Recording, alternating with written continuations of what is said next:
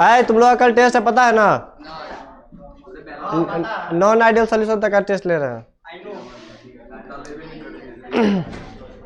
इस सब का नाम नोट कर लीजिए, जो गायब रहेगा उसको धोएंगे अलग से, कर लेंगे। कल तो नहीं आएगा, बुधवार को चेक करेंगे।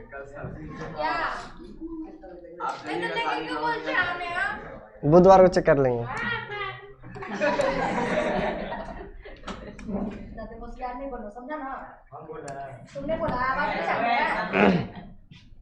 आजा खड़ा हो तो तुरा खड़ा हो, ला दो कहाँ पे, चल खड़ा हो जाओ। चौथा कोलिगेटिव प्रॉपर्टी है, सबसे लास्ट है। ये चैप्टर आप लगा बहुत जल्दी खत्म हो जाएगा हमारा, 2 से 3 दिन में चैप्टर खत्म कर देंगे हम। 3 दिन लगेगा चैप्टर खत्म होने में, आज को छोड़कर 3 दिन और लगेगा। इसको बंद कर दे, नहीं जाएगा चाबी, आप नहीं जाएगा चाबी। चलो देखो तो चौथा क्या था हमारे पास, ऑस्मोटिक प्रेशर। इसको थोड़ा रिवाइज कर देते हैं।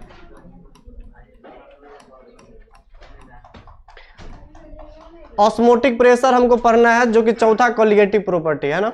इसके पहले मैंने 3 देखा था। पहला का नाम क्या था, किसी को याद है? RLVP, first colligative property. Second का नाम क्या था बताओ तो? Elevation in boiling point.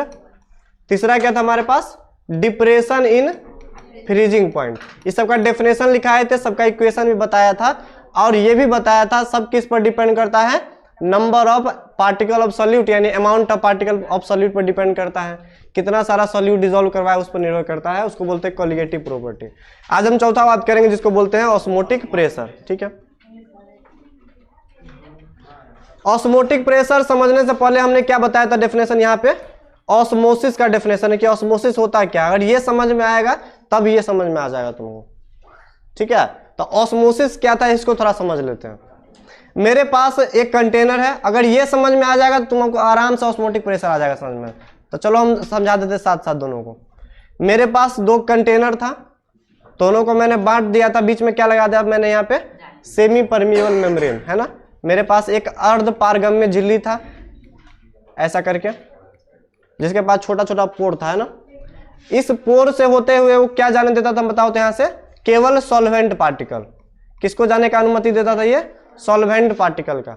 मान लो मेरे पास एक सॉल्यूशन इधर भरा हुआ है, एक सॉल्यूशन मेरे पास इधर भरा हुआ है, ये सॉल्यूशन मैंने लिया। एक मेरे पास ये भरा हुआ है, इधर भी है। इसको ना हम सॉल्यूशन मान लेते हैं यहाँ पे, एक को हम मान लेते हैं यहाँ पे सॉल्वेंट। इसको क्या मान लेते हैं यहाँ पे हम? सॉल्वेंट। बताओ तो ये सॉल्यूशन है, ये सॉल्वेंट, दोनों में से कंसंट्रेशन किसका ज्यादा है? सॉल्यूशन का कि सॉल्वेंट का? थोड़ा सोचो तो। सॉल्यूशन का ना। अरे इसमें हमको पता है कंसंट्रेशन क्या होता है, जो चीनी का अमाउंट बताता है। ये सॉल्यूशन है तो चीनी का अमाउंट ऑब्वियसली इसमें कुछ होगा, यानी इसका कंसंट्रेशन को अगर ए माना है, इसमें इसका कंसंट्रेशन को बी माना। वैसे तो 0 होगा इसका कंसंट्रेशन, क्योंकि इसमें चीनी तो है नहीं, लेकिन अगर कंपेयर करना हो तो इसका कंसंट्रेशन ज्यादा है, इसका कंसंट्रेशन क्या हो जाएगा? कम। तो ऐसे लिख सकते हैं कंसंट्रेशन इसका बी मान लेते हैं, और दोनों कंपेयर करवाएंगे तो ए का ज्यादा और बी का क्या है? कम। तो तुमको ना बुक में कभी सॉल्यूशन है एक सॉल्वेंट दिखेगा या दोनों सॉल्यूशन तुमको दिखेगा, लेकिन एक का सांद्रता क्या होता है? ज्यादा, एक का सांद्रता क्या रहता है? कम रहता है। ठीक है, ऐसे समझ लेना। तो एक बात तो पता है, इधर भी एक सॉल्यूशन पड़ा हुआ है, इधर भी एक सॉल्यूशन पड़ा हुआ है। ठीक, इधर का सॉल्वेंट इधर जाएगा, इधर का सॉल्वेंट इधर जाएगा। ये तो अपने आप चलता रहेगा, ये तो स्पॉन्टेनियस फेनोमेना है, खुद से सॉल्वेंट पार्टिकल को मूव करने का परमिशन देगा। लेकिन ऑस्मोसिस है क्या हमारा? तो ऑस्मोसिस यहाँ पे ये बताता है कि net movement of solvent particle किधर से किधर है, बस ये बताता है। ये कोई बोला है कि ऑस्मोसिस का डेफिनेशन क्या है? लगा रहे इधर देखो, ऑस्मोसिस का डेफिनेशन क्या होता है? तो क्या बोलेंगे? The net spontaneous movement of solvent particle.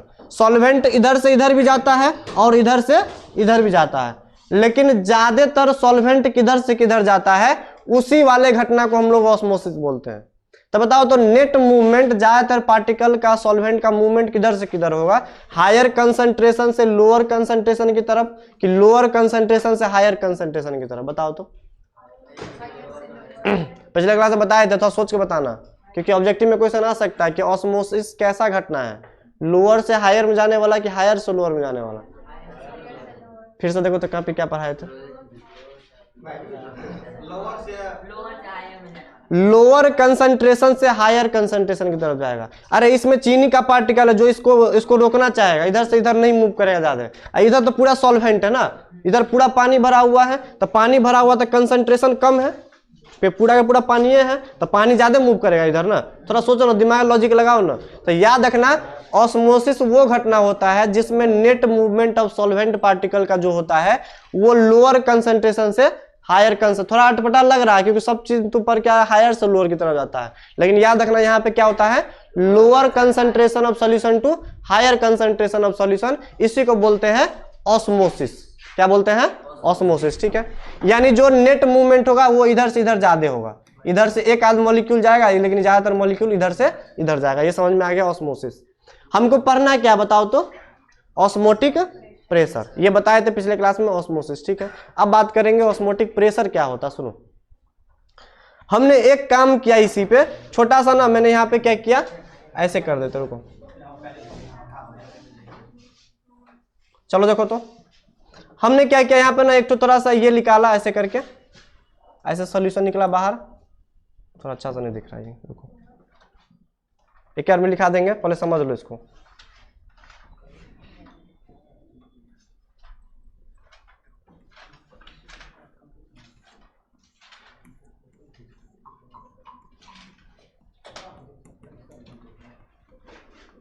चलो देखो हमने क्या किया, अब ये जो सॉल्यूशन मेरे पास जो है ना, इस सॉल्यूशन के सरफेस पे ना हम थोड़ा सा प्रेशर एक्सर्ट करेंगे। देखो तो, देखते रहो बात को, समझ में क्या में आ जाएगा, सिंपल सा कहानी है। बताओ इस कंटेनर को मैंने छोड़ दिया था ऐसे ही, तो इसमें कौन घटना चल रहा था, ऑस्मोसिस वाला। ऑस्मोसिस मतलब लोअर कंसंट्रेशन से पानी किधर भाग रहा था, हायर कंसंट्रेशन की तरफ, नेट मूवमेंट था। ठीक है, पानी इधर से इधर मूव कर रहा था तेजी से। ठीक, हमने क्या किया, हम एक काम करेंगे यहाँ पे, हम चाहते हैं ना ये जो पानी का जो मूवमेंट है लोअर कंसंट्रेशन से हायर कंसंट्रेशन की तरफ, इसको हम रोकना चाहते हैं। क्या करना चाहते हैं, रोकना चाहते हैं। बताओ पानी इधर से इधर भाग रहा है ना, इधर भाग रहा है, अगर यहाँ पे हम थोड़ा सा प्रेशर लगा देंगे, इधर प्रेशर लगा देंगे तो ये पानी का मूवमेंट रुक जाएगा ना, पानी इधर से इधर भाग रहा भाग रहा भाग रहा।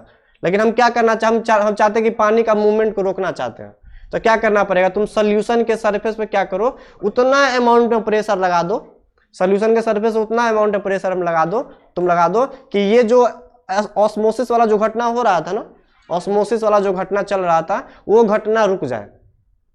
ठीक है, सिंपल सा कहानी है। इसी प्रेशर को क्या बोलते हैं हम लोग, ऑस्मोटिक प्रेशर के नाम से जानते हैं। कोई डिफिकल्ट नहीं है हमारा ये।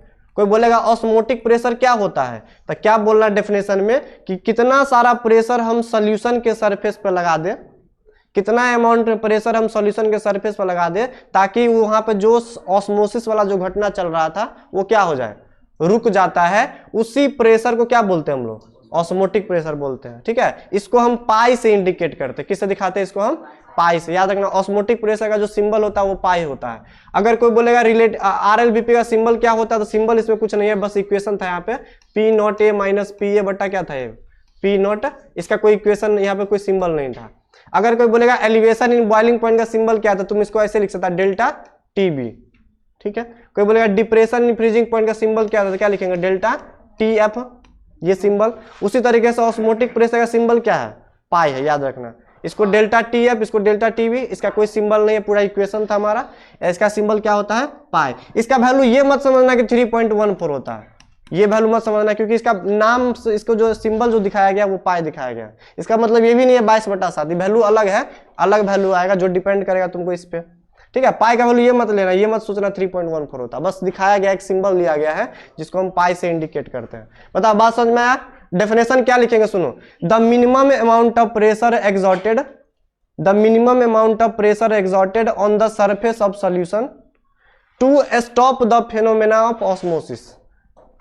इसको इंग्लिश में ऐसे लिख सकते हैं, the minimum amount of pressure exerted on the surface of solution to stop, रोकने के लिए, किसको रोकने के लिए, ऑस्मोसिस वाले घटना को रोकने के लिए, उसी को क्या बोलते हैं, उसी प्रेशर को क्या बोलते हैं, ऑस्मोटिक प्रेशर बोलते हैं। चलो इसका डेफिनेशन हम लिखते हैं यहाँ पे, और यह एक कॉलिगेटिव प्रॉपर्टी है हमारा। चलो आप डेफिनेशन लिख के पूरा बोर्ड भर देते हैं, फिर समझा देंगे इसको। चलो लिखो तो, उसी के आगे लिखो जितना तक कल पढ़ाए थे हम, हाँ पिछले क्लास में।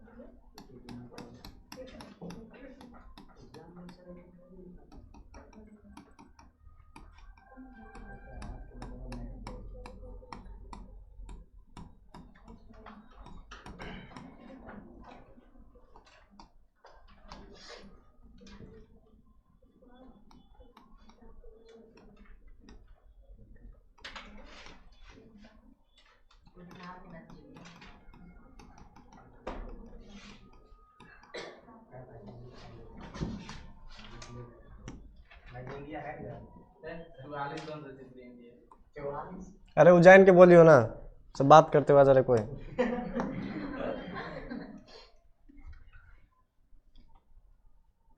वो तुम्हें काम ही होगा।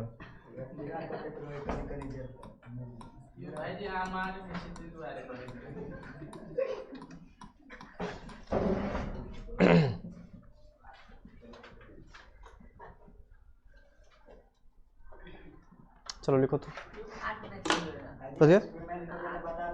ये आर, तो ये हटाएंगे ना, साइन को जो हटाते हैं डायरेक्टली प्रोपोर्शनल वाला, तो एक कांस्टेंट आ, इसको बोलते हैं आर, ठीक है, इसको बोलते हैं सॉल्यूशन कांस्टेंट।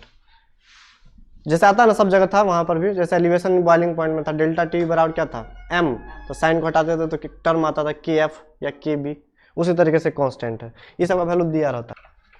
देखो यहाँ पे मैंने क्या बनाया, एक सॉल्यूशन एक सॉल्वेंट है, इधर सॉल्वेंट ही जनरली लिया जाता है, ठीक है, तुम सॉल्यूशन भी ले सकता है, लेकिन बुक में सॉल्वेंट लिया, हम भी सॉल्वेंट का बात करेंगे। इसका लोअर कंसंट्रेशन है, इसका कंसंट्रेशन क्या है, हायर है, तो नेट मूवमेंट ऑस्मोसिस का इधर होगा, ठीक है। हम क्या करना चाहते हैं, ऑस्मोसिस को रोकना चाहते हैं, क्या करना चाहते हैं, रोकना चाहते हैं, तो क्या करना पड़ेगा, सॉल्यूशन के सरफेस पे क्या लगाना पड़ेगा, अमाउंट में प्रेशर, जितना अमाउंट में मिनिमम प्रेशर लगा दें हम, ताकि वो जो ऑस्मोसिस वाला जो घटना था वो यहाँ पे रुक जाए, ठीक है। रुकने के लिए क्या करना पड़ेगा, प्रेशर लगाना पड़ेगा, इसी मिनिमम अमाउंट ऑफ प्रेशर को क्या बोलते हैं हम लोग, ऑस्मोटिक प्रेशर के नाम से जानते हैं, ठीक। तो एग्जाम में अगर आएगा 2 नंबर में तो तुम इसका डेफिनेशन बस इतना लिख देना, काम चल जाएगा। अगर 5 नंबर में आएगा तो तुम ऑस्मोसिस को भी डिफाइन कर देना, जो कि बताए थे पिछले क्लास में।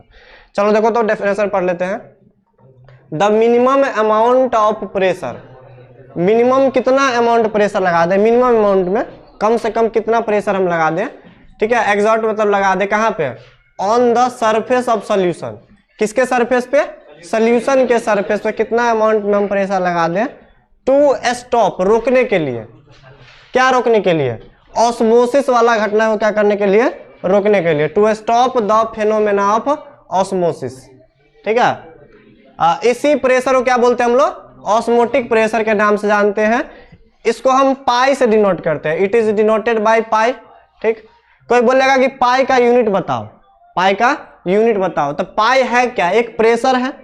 अब प्रेशर का यूनिट किस में लेते हैं हम लोग, एटीएम में लेते हैं, पास्कल वगैरह भी होता है, लेकिन ज्यादा यूजुअल यूनिट यहाँ पे क्या है, एटीएम है ना, बोलते हैं 1 एटीएम 2 एटीएम इस तरीके से। एक बार बोर्ड में ये पूछा भी था कि ऑस्मोटिक प्रेशर का यूनिट क्या होता है, तो क्या लेंगे हम, एटीएम में लेंगे, बोर्ड में आया हुआ क्वेश्चन नहीं है। अब ऐसा एक्सपेरिमेंटली देखा, चूंकि हमको ये पता है कोलिगेटिव, ये जो है हमारा एक कोलिगेटिव प्रॉपर्टी है, तो हमको दिखाना पड़ेगा कि कैसे ऑस्मोटिक प्रेशर जो है ना, ये वो number of particle of solute पर डिपेंड करता है, इसको हम दिखाएंगे, सुनो। तो ऐसा एक्सपेरिमेंटली देखा गया है कि ऑस्मोटिक प्रेशर जो होता है ना, वो सोल्यूशन के मोलैरिटी पर डिपेंड करता है। जितना ज्यादा सोल्यूशन का, इस सोल्यूशन का मोलैरिटी होगा, उतना ज्यादा प्रेशर लगाना पड़ता है। मतलब मोलैरिटी ज्यादा मतलब अंदर में पार्टिकल ज्यादा है, मोलैरिटी करने का मतलब क्या, अंदर में चीनी का पार्टिकल क्या होगा, ज्यादा होगा, ज्यादा अगर मोलैरिटी है तो जितना ज्यादा पार्टिकल होगा हमको उतना ज्यादा प्रेशर लगाना पड़ेगा, ताकि ये वाला प्रोसेस जो था हमारा वो रुक जाए। तो याद रखना, पाई जो होता है वो मोलैरिटी पर डिपेंड करता है। इस सॉल्यूशन का मोलैरिटी, अगर मान लो कोई लड़का बोल रहा है कि 1 मोलैरिटी है, कोई बोल रहा है 5 मोलैरिटी है, तो बताओ ज्यादा प्रेशर कहाँ लगाना पड़ेगा, 1 मोलैरिटी वाला में कि 5 मोलैरिटी वाला में, 5 वाला में, क्योंकि जितना ज्यादा इसका कंसंट्रेशन होगा, सांद्रता होगा मोलैरिटी का, उतना ज्यादा प्रेशर क्या करना पड़ता है, हमको लगाना पड़ता है। तो याद रखना, ये डिपेंड करता है मोलैरिटी, कंसंट्रेशन अगर ज्यादा है, मोलैरिटी अगर ज्यादा है, ज्यादा प्रेशर का रिक्वायरमेंट होगा तुमको, ठीक है। पहला तो ये टर्म आ गया। दूसरा डिपेंड करता है टेम्परेचर पे। अगर कोई लड़का 25 डिग्री टेम्परेचर पे प्रेशर चेक कर रहा है, कोई चेक कर रहा है मान लो 100 डिग्री टेम्परेचर पे, तो सुनो 1 मिनट, अगर हम टेम्परेचर इसका बढ़ा दे तो प्रेशर, अगर मान लो टेम्परेचर बढ़ाएंगे तो देखो ये मॉलिक्यूल सब क्या करेगा, थोड़ा एक्सपेंड करेगा, एक्सपेंड करेगा, तो बताओ यहाँ पे ये थोड़ा धक्का मारेगा ऊपर की तरफ, इसको थोड़ा हम मान लो कि टेम्परेचर बढ़ा दिए इसका, कोई 25 पे चेक कर रहा है, कोई 35 पे चेक कर रहा है, तो मान लो 35 पे मान लो ये क्या क्या एक्सपेंड किया, तो ये मॉलिक्यूल हिट करेगा इसको ऊपर की तरफ। अब जैसे पिस्टन ऊपर की तरफ जाएगा तो हमको उतना ज्यादा प्रेशर लगाना पड़ेगा नीचे। थोड़ा सोचो बात को, अगर टेम्परेचर ज्यादा है सोल्यूशन का तो मॉलिक्यूल एक्सपेंड करेगा, ये पिस्टन को ऊपर की तरफ खिसकाएगा, तो ऊपर जैसे ही जाएगा तो हमको प्रेशर और लगाना पड़ेगा नीचे की तरफ।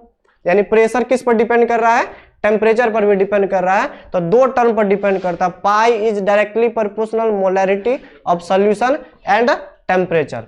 अब इस प्रोपोर्शनैलिटी कांस्टेंट को जब यहाँ पर हटाते हैं तो एक कांस्टेंट आता है, इसका नाम क्या है यहाँ पे, आर, कैपिटल आर से इंडिकेट करते हैं, जो कि यहाँ पे कांस्टेंट है। इस आर को यहाँ पे क्या नाम दिया गया है?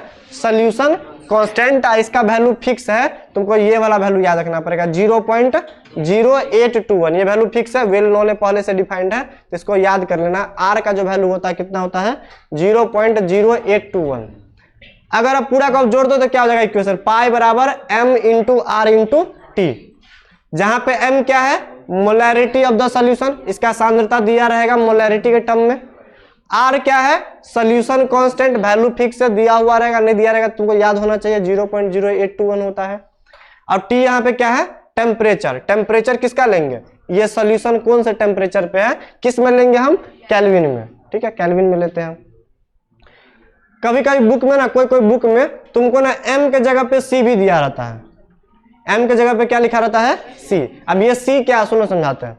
इधर देखो, बताओ मोलैरिटी क्या है? एक सांद्रता टर्म है ना, तो सांद्रता को हम लोग c से भी दिखाते हैं, कंसंट्रेशन। तो याद रखना बुक के अंदर में ना m के जगह पे हम c भी लिखा हुआ रहेगा, लेकिन c का मतलब क्या समझेंगे हम? मोलैरिटी समझेंगे। तुमको ये पूछ सकता है पाई बराबर CRT, तो ये भी इक्वेशन क्या हमारा सही है, गलत नहीं होगा। c मतलब मोलैरिटी है हमारा। तो मैंने लिख दिया पाई है ऑस्मोटिक प्रेशर, m बोलो या c बोलो, दोनों का मतलब क्या है? कंसंट्रेशन ऑफ सॉल्यूशन या मोलैरिटी ऑफ सॉल्यूशन। r को बोलते हैं solution constant, value well defined है। और t क्या है? Temperature of solution in kelvin. ठीक है, तो बात समझ में आ गया होगा। पेज को ऐड कर दे। यहाँ पे जो प्रेशर लगेगा तो ये हेड का प्रेशर निकालेंगे तो 0 के बराबर आ जाना चाहिए, या फिर इधर का प्रेशर लगाएंगे तो हाईयर से लोअर की तरफ जाना चाहिए? कौन वाला? देखो ये प्रेशर, देखो जैसे ये मूव कर रहा था इधर, है ना, ये जा रहा था ऐसे, ये अपने आप चल रहा था। हम अगर मान लो इधर से हम अगर प्रेशर लगा दे तो ये मॉलिक्यूल इसको आने से रोक देगा। पहले आराम से चल रहा था, ये चल रहा था ऑस्मोसिस, सॉल्वेंट से सॉल्यूशन की तरफ चल रहा था ये। ठीक है, हमने क्या किया, यहाँ पे पिस्टन को प्रेस किया, जैसे जैसे प्रेशर लगाएंगे तो ये मॉलिक्यूल धक्का मारना स्टार्ट करेगा इसको, और जो आ रहा था उसको क्या करेगा? रोक देगा। हमको इधर का मॉलिक्यूल इधर नहीं भेजना है, न ही इधर का मॉलिक्यूल इधर आना चाहिए। हाँ, इसको न्यूट्रल कर देना, बैलेंस करके रखना है। तब इसको इसमें कुछ प्रेशर लगाना पड़ेगा, तो जितना प्रेशर हम लगा दें ताकि ये रुक जाए, इधर से न आए न इधर से इधर जाए, ताकि रुक जाए, वो दोनों जगह रुक जाए यहाँ पे सॉल्यूशन हमारा, तो उसी मिनिमम प्रेशर को बोलते हैं ऑस्मोटिक प्रेशर। ठीक है, चलो पेज को ऐड कर रहे हैं, लिखो तो आगे।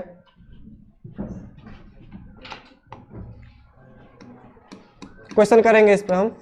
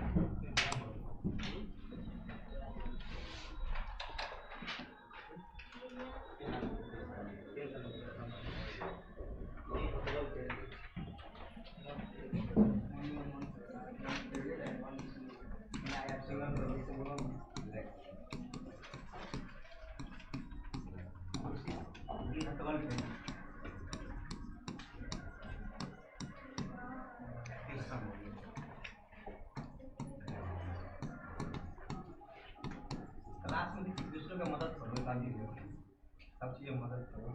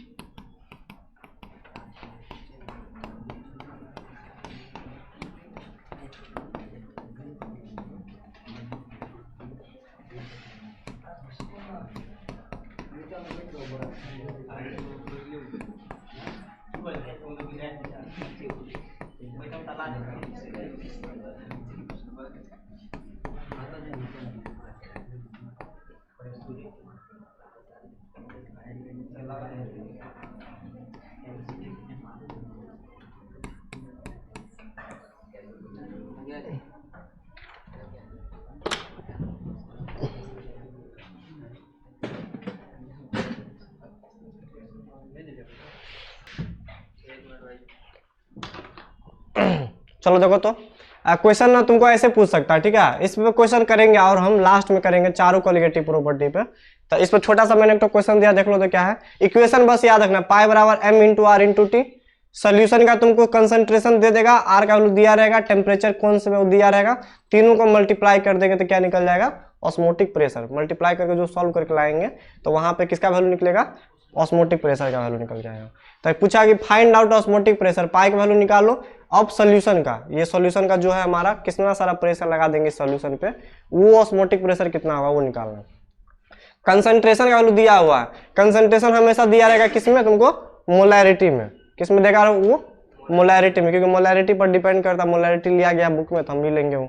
मोलैरिटी कितना है, 0.0821 दिया हुआ है। और टेम्परेचर कौन से टेम्परेचर पे है, रूम टेम्परेचर पे है, 298 केल्विन पे है ना, रूम टेम्परेचर है। तुम सिंपल से क्या करो, मोलैरिटी पकड़ के डाल दो यहाँ पे, आर का वैल्यू 0.0821 होता है और 298 से क्या करेंगे, मल्टीप्लाई करके जो सॉल्व करके आंसर आएगा वो क्या आएगा, इतना सारा एटीएम। सॉल्व करके देख लेना, जो आएगा काफी कॉम्प्लिकेटेड होगा, इसको सॉल्व कर लेना। तो ऐसे करके इसको सॉल्व कर सकते हैं। ये देखो तो नोट करके इधर क्या लिखा है, इसमें से ना एक क्वेश्चन बोर्ड में पूछता है, इस बार पूछा हुआ क्वेश्चन है, ये पहला क्वेश्चन आया हुआ है इस बार। क्या होता समझते, सुनो, सिंपल सा है, समझना है बस इसको। अगर मान लो कोई दो लड़का है, ठीक है, दो लड़का क्या कर रहा है, एक सॉल्यूशन ये बनाया, एक सॉल्यूशन ये बनाया, और दोनों अपने अपने सॉल्यूशन में क्या निकाल रहा है, ऑस्मोटिक प्रेशर निकाल रहा है। क्या निकाल रहा है, ऑस्मोटिक प्रेशर। एक तरफ क्या डाल देगा, उस पानी डाल देगा, एक तरफ कोई सॉल्यूशन है और वो क्या निकाल रहा है, ऑस्मोटिक प्रेशर। ठीक है, ये इसको ब्रेक करके रोक रहा है। तो ऑस्मोटिक प्रेशर अगर दोनों अलग अलग लड़का का ऑस्मोटिक प्रेशर का वैल्यू अगर सेम आ गया, ये भी बोला कि 5 एटीएम आया, ये भी बोला 5 एटीएम के बराबर आ गया, तो ऑस्मोटिक प्रेशर जब दोनों बराबर हो जाता है आपस में, तो ऐसे दोनों सॉल्यूशन को क्या बोलते हैं हम लोग, आइसोटोनिक सॉल्यूशन बोलते हैं। क्या बोलते हैं, आइसोटोनिक सॉल्यूशन। दो अलग अलग आदमी हैं, दो अलग अलग ऑस्मोटिक प्रेशर निकाला, अगर दोनों का वैल्यू अगर सेम आ गया, तो अगर दोनों का वैल्यू सेम है तो ऐसा दोनों सॉल्यूशन आपस में क्या कहलाएगा, आइसोटोनिक कहलाएगा। ठीक है, याद रखना, आइसो मतलब सेम और टोनिक मतलब यहाँ पे प्रेशर बोल सकते हैं, सेम प्रेशर दिखने वाला सॉल्यूशन। ठीक, दूसरा क्या है, हाइपरटोनिक सॉल्यूशन। अगर दो लड़का दोनों को सॉल्व कर रहा है, दोनों ऑस्मोटिक प्रेशर निकाल रहा है, पहले वाले लड़का का अगर ऑस्मोटिक प्रेशर ज्यादा है दूसरे वाले कंपेयर में, तो ऐसा दोनों सॉल्यूशन क्या कहलाता है, हाइपरटोनिक कहलाता है। मतलब पहले वाले का ज्यादा है दूसरे वाले का कम। ठीक है, हाइपर मतलब क्या होता है, ज्यादा, हाइपर मतलब क्या होता है, ज्यादा, यानी पहले वाले का ज्यादा है दूसरे वाले का कम। तो ये हाइपरटोनिक सॉल्यूशन का कंडीशन है। एक होता है हाइपोटोनिक सॉल्यूशन, पहले वाले का कम और दूसरे वाले का ज्यादा। तो बात समझ में आ गया होगा। अगर दो सॉल्यूशन का प्रेशर सेम है तो क्या बोल देंगे, आइसोटोनिक सॉल्यूशन है आपस में, पहले वाले का ज्यादा दूसरे वाले का कम है तो क्या बोलेंगे, हाइपरटोनिक। अगर पहले वाले का कम और दूसरे वाले का ज्यादा है तो क्या बोलेंगे, हाइपोटोनिक। इस बार बोर्ड में ये वाला पूछा हुआ था कि आइसोटोनिक सॉल्यूशन के लिए 4 ऑप्शन में से कौन सा ऑप्शन करेक्ट होगा। तो पाई 1 बराबर क्या लिखेंगे, पाई 2। समझ में आ गया होगा। चलो पेज को ऐड करें, आगे बढ़े। टाइम तो हो गया लेकिन हम और पढ़ाएंगे ना।